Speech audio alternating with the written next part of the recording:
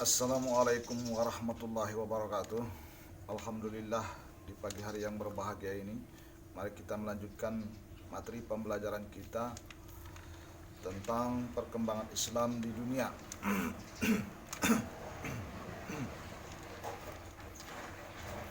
Perkembangan Islam di benua Asia. Kita melihat yang pertama, India. Islam masuk ke India pada abad ke-7, yang kemudian agama Islam dapat berkembang dengan pesat. Ada beberapa bukti berkembangnya Islam di India. Buktinya itu adalah kerajaan-kerajaan Islam di India, diantaranya sebagai berikut.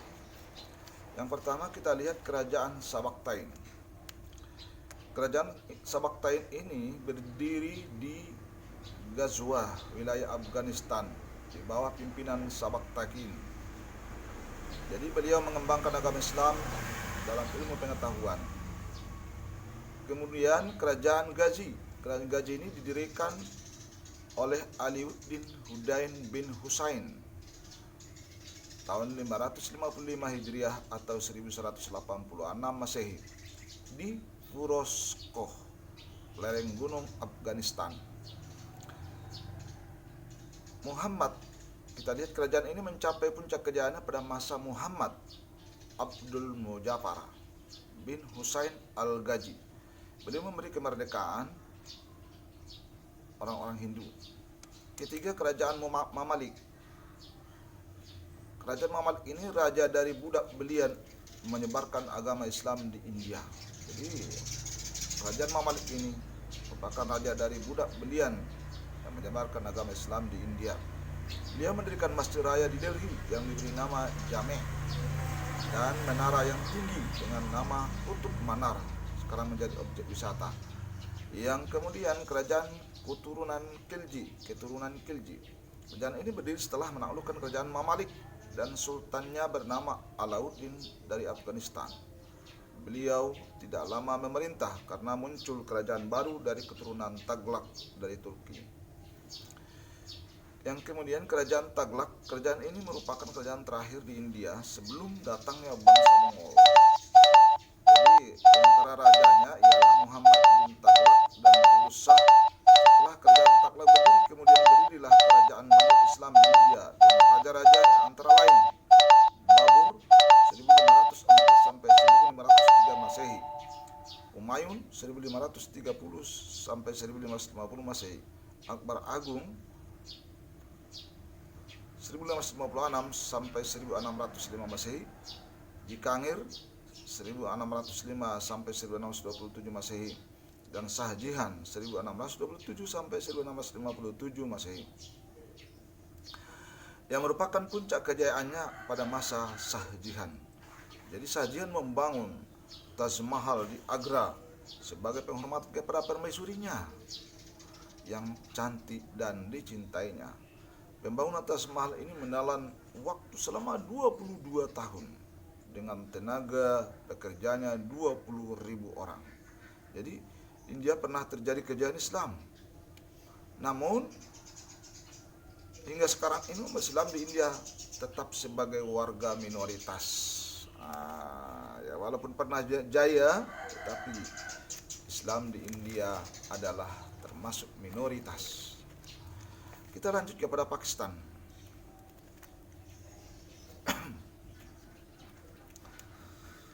Pakistan merupakan negara yang memisahkan diri dari India pada abad ke-13 sampai dengan 15 Masehi.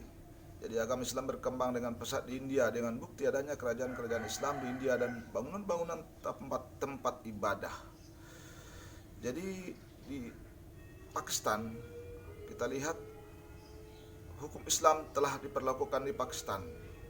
Said Qutb, tokoh Ikhwanul Muslimin Mesir, pernah mengatakan bahwa kini telah muncul dua kekuatan besar Islam, yakni Indonesia Asia Tenggara di Asia Tenggara dan Pakistan di Asia Selatan. Kekuatan militer negara Pakistan ini juga diperhitungkan oleh dunia dengan adanya dugaan bahwa negara Pakistan mempunyai kemampuan persenjataan nuklir. Bahkan Amerika menilai Pakistan sebagai negara bom Islam, Islamic Bomb.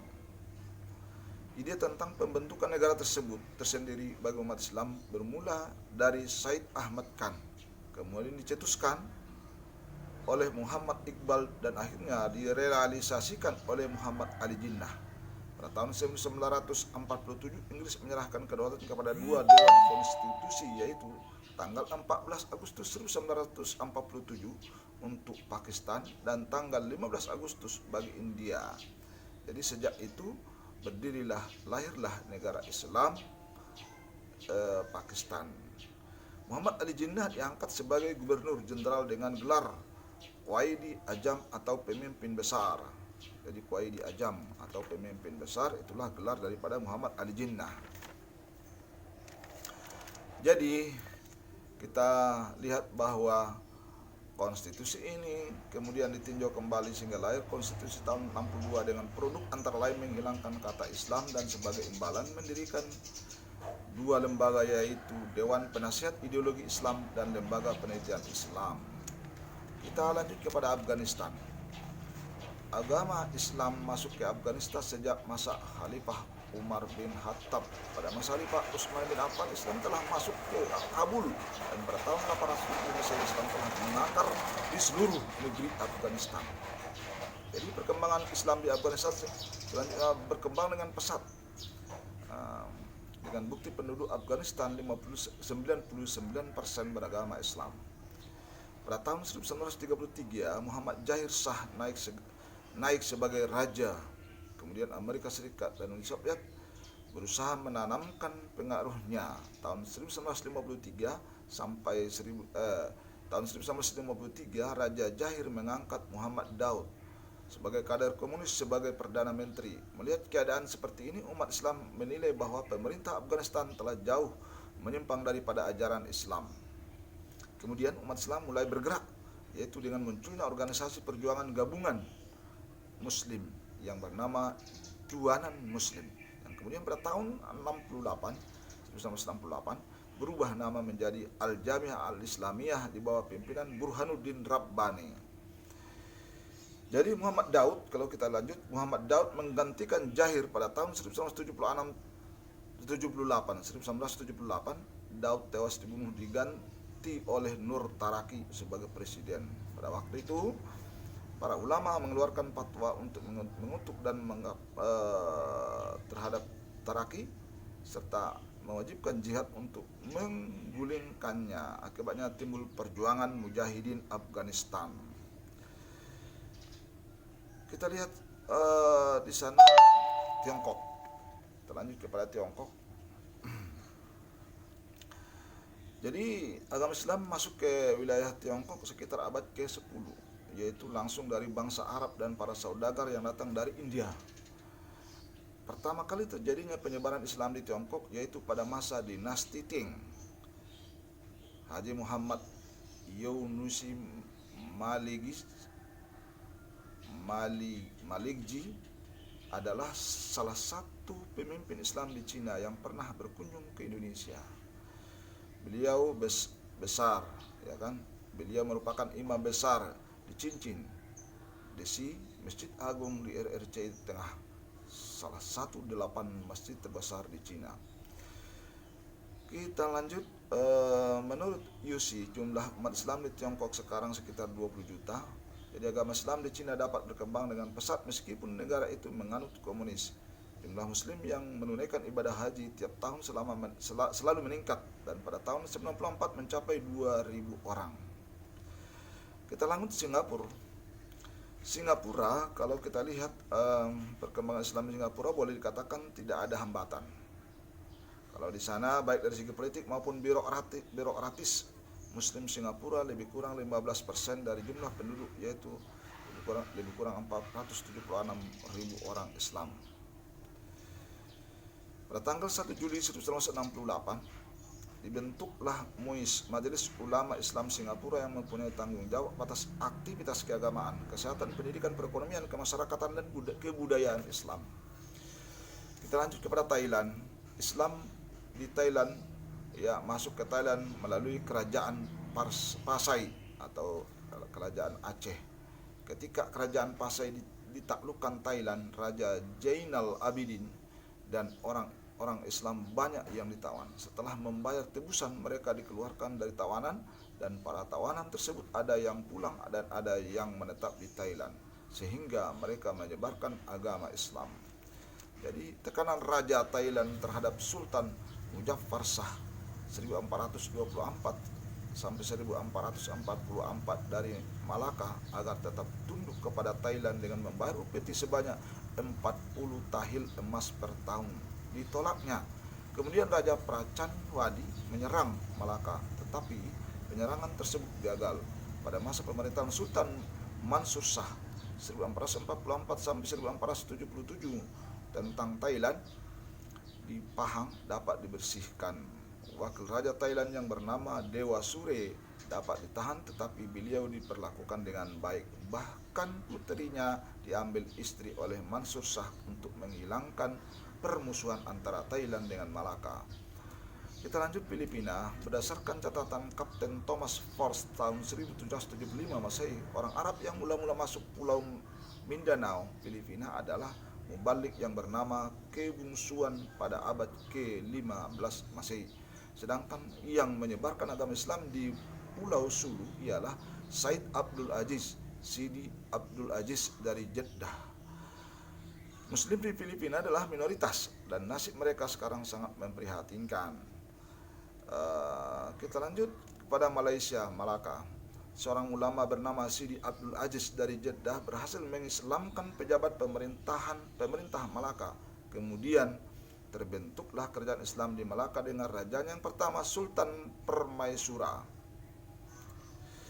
Setelah beliau wafat diganti oleh Sultan Iskandar Shah, dan penjara Islam bertambah maju pada masa Sultan Mansur Shah 1414 sampai 1477 Masehi. Sultan suka menyambung tali persahabatan dengan kerajaan lain seperti Siam, Majapahit, dan Tiongkok. Kejayaan Malaka dapat dibina lagi sedikit demi sedikit oleh Sultan Alauddin Shah I sebagai pengganti Muhammad Shah. Kemudian memindahkan pusat pemerintahnya ke Kampar, ke Johor, semenanjung Malaka. Sultan Alauddin Shah I dikenal sebagai Sultan Johor yang pertama, dan negeri Johor makin bertambah ramai. Dapat dikatakan perkembangan Islam di Malaysia tidak ada hambatan, bahkan ditegaskan dalam konstitusi negaranya bahwa Islam merupakan agama resmi negara. Di Kelantan, hukum hudud pidana Islam telah diperlakukan sejak 1992. Kelantan adalah negara bagian yang dikuasai partai oposisi, yakni Partai Al-Islam Se Malaysia PAS, yang berideologi Islam. Dalam pemilu 1990 menjabat sebagai PAS mengalahkan UMNO dipimpin oleh Nikmat Abdul Aziz yang menjabat sebagai Menteri Besar Kelantan. Brunei Darussalam. Kita lanjut. Agama Islam di Brunei dapat berkembang dengan baik tanpa ada hambatan. Bahkan agama Islam di Brunei merupakan agama resmi negara. Untuk pengembangan agama Islam lebih lanjut didatangkan ulama-ulama dari luar negeri termasuk dari Indonesia. Masjid-masjid banyak didirikan. Umat Islam di Brunei menikmati kehidupan yang benar-benar sejahtera sesuai dengan namanya, Darussalam, negeri yang damai. Jadi pendapat per kapita negara ini termasuk tertinggi di dunia. Pendidikan dan perawatan kesehatan diberikan secara cuma-cuma oleh pemerintah. Negara Brunei Darussalam merupakan negara termuda di Asia Tenggara. Merdeka tahun 1984 dari Inggris. Penduduk Brunei Darussalam mayoritas beragama Islam. Ya, perkembangan Islam di benua Afrika. Kita lanjut. Secara umum Islam memasuki Afrika sejak masa awal kelahirannya, masa-masa awal kelahirannya. Kemudian Islam pun berkembang dengan mudah di kawasan tersebut. Untuk melihat perkembangan Islam di benua Afrika, berikut ditampilkan beberapa negara di wilayah tersebut, yaitu Habasyah, Mesir, dan pantai utara Afrika. Habasyah kita lihat merupakan ketika kaum muslimin di Makkah mendapat penganiayaan dari kafir Quraisy yang kian hari kian meningkat, maka pada suatu hari Nabi Muhammad memerintahkan kaum muslimin baik laki maupun perempuan untuk berhijrah ke Habasyah, karena di Habasyah Ethiopia tidak ada perbuatan sewenang-wenang dan penganiayaan dari pihak pemerintahannya.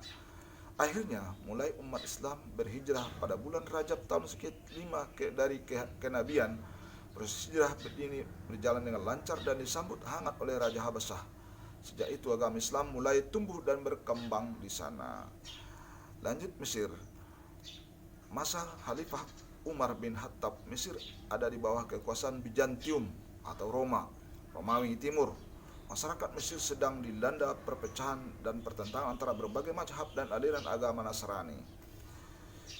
Jadi semua antara lain disebabkan buruknya administrasi pemerintahan Bizantium, perlakuan kasar para penguasa Bizantium terhadap orang Mesir, dan adanya beban ekonomi yang sangat berat yang harus ditanggung oleh penduduk di kerajaan Imperium Romawi Timur. Hal yang demikian inilah yang menyebabkan umat Islam yang dipimpin oleh Panglima Perang Amr bin As dapat memukul pasukan pertahanan Bizantium. Daerah demi daerah jatuh ke tangan pasukan muslimin dari mulai Venus, Heliopolis sampai Alexandria atau Iskandaria.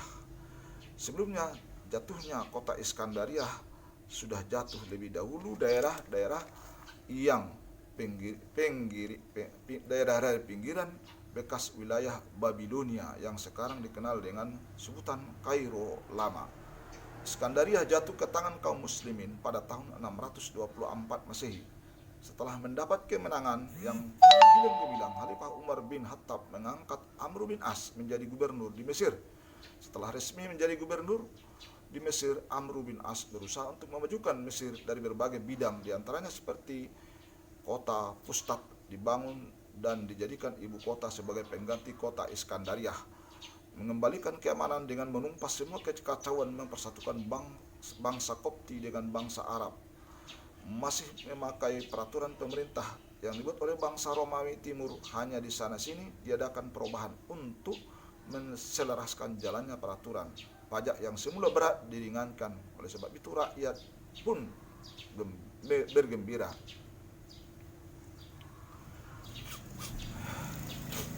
Jabatan Qadi dipegang oleh Amr sendiri sampai tahun 23 Hijriah. Selanjutnya diangkat Qis bin Abil As sebagai Qadi tetap yang pertama di Mesir.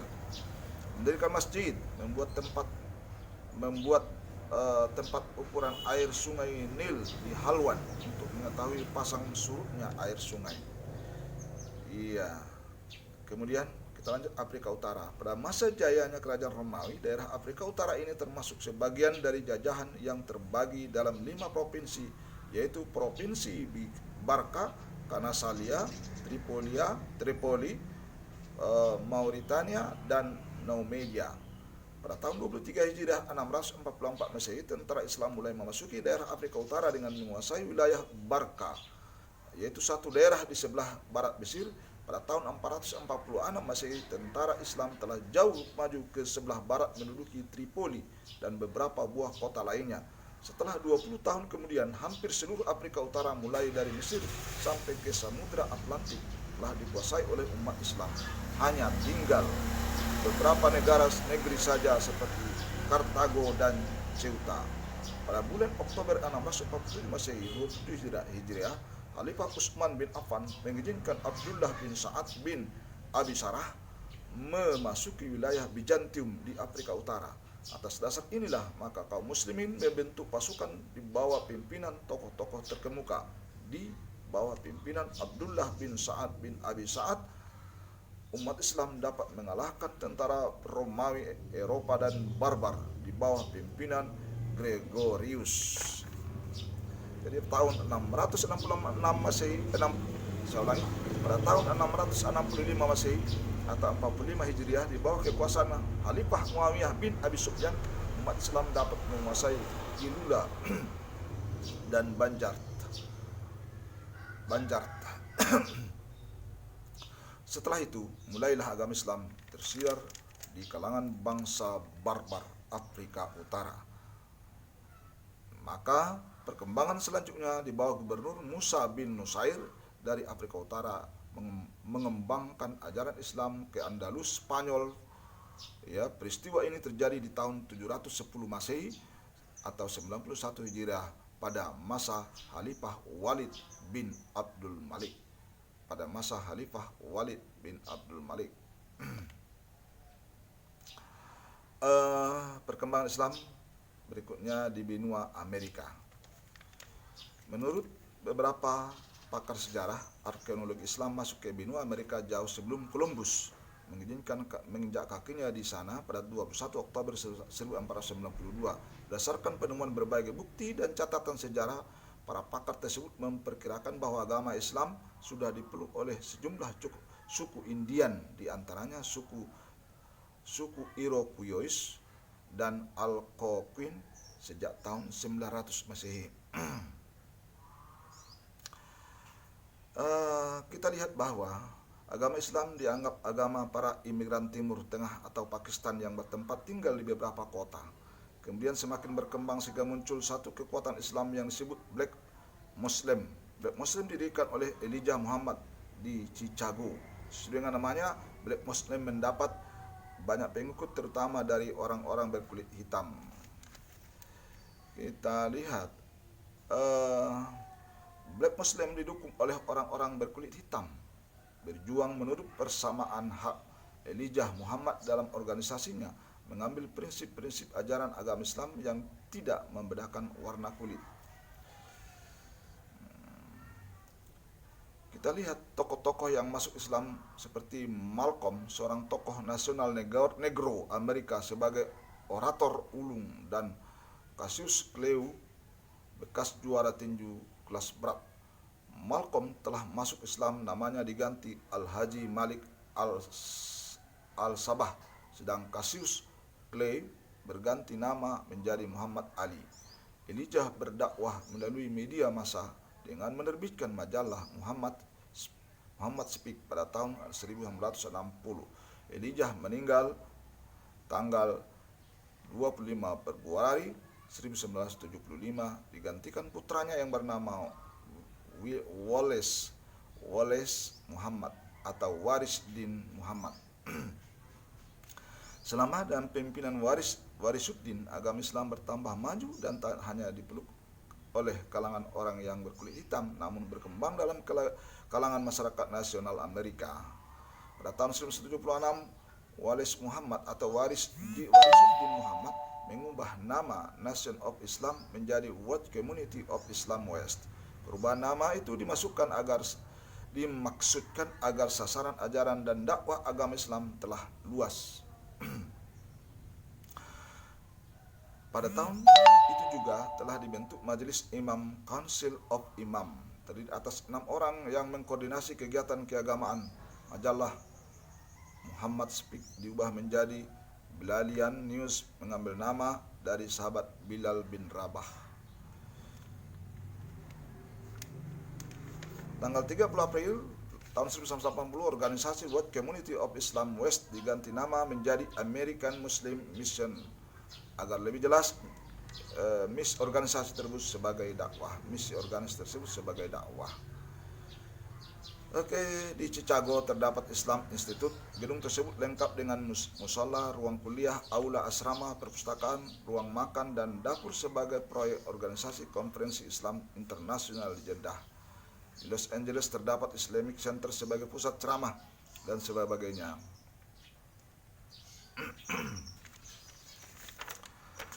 Berikutnya, perkembangan Islam di Eropa. Perkembangan tentang Islam di Eropa pada kalau kita lihat sebagai gambaran umum tentang keberadaan Islam di Eropa, yaitu Andalusia, Spanyol, Rusia, dan Inggris. Secara sekilas, perkembangan Islam di wilayah benua Eropa dapat kita lihat misalnya Andalusia. Pada masa pemerintahan Bani Umayyah, Damaskus, Andalusia dipimpin oleh sebagai gubernur diantaranya oleh putra Musa sendiri, yaitu Abdul Aziz. Runtuhnya kebesaran Bani Umayyah di Damaskus dengan berdirinya Daulat Bani Abbasiyah di bawah pimpinan Abdul Abbas As-Safah, penumpah darah yang berpusat di Baghdad, yang menyebabkan seluruh keluarga kerajaan Bani Umayyah ditumpas. Namun salah seorang keturunan dari Bani Umayyah, Abdurrahman berhasil melarikan diri dan menyusup ke Spanyol. Di sana dia mendirikan kerajaan Bani Umayyah yang mampu bertahan sejak tahun 193 sampai 458 Hijriah atau 756 sampai 1065 Masehi. Jadi masyarakat Spanyol sebelumnya Islam, mereka memeluk agama Katolik, dan sesudah Islam tersebar luas, tidak sedikit dari mereka yang memeluk agama Islam secara sukarela.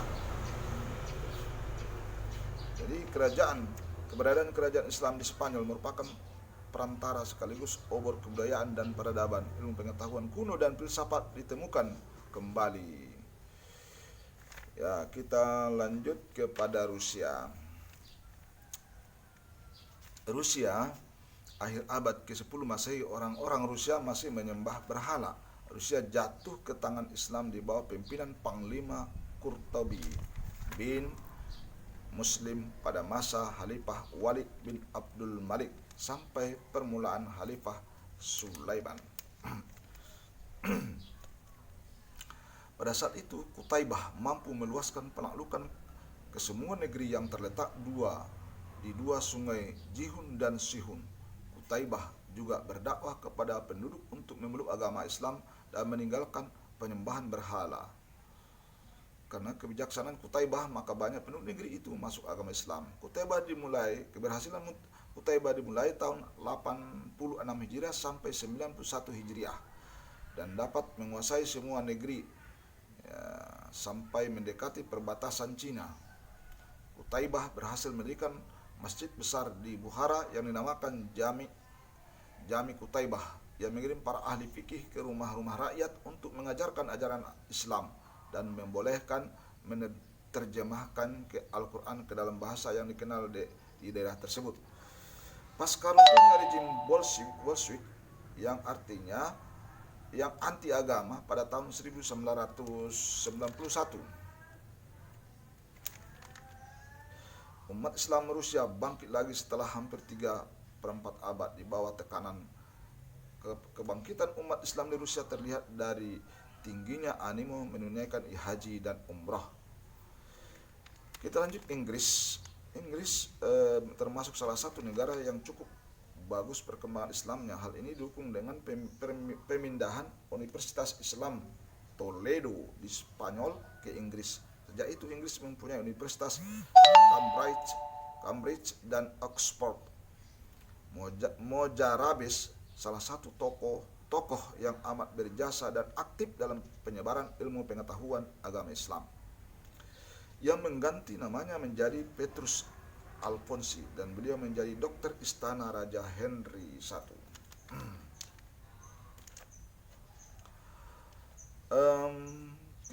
Kita lanjut dengan pengembangan Islam dilakukan setiap hari.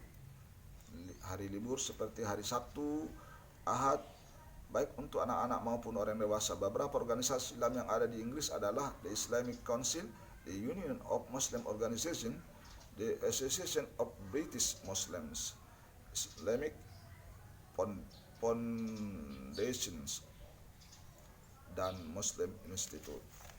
Inilah perkembangan Islam di Inggris. Kita lihat perkembangan Islam di Australia. Nampaknya kalau kita lihat di sini perkembangan Islam di Australia, Muslim Australia memiliki sejarah yang panjang dan bervariasi yang diperkirakan sudah hadir sebelum pemukiman Eropa. Jadi beberapa pengunjung awal Australia adalah Muslim dari Indonesia Timur. Mereka membangun hubungan dengan daratan Australia sejak ke-16 dan 17. Dan Muslim dari Persia, Afrika, dan wilayah pulau di bawah kerajaan Inggris datang ke Australia sebagai pelaut pada akhir dasawarsa 1700-an. Itulah sebagai perkembangan Islam di dunia yang secara singkat yang kita materi kita pada hari ini. Semoga bermanfaat adanya. Wabillahi taufiq wal hidayah. Assalamualaikum warahmatullahi wabarakatuh.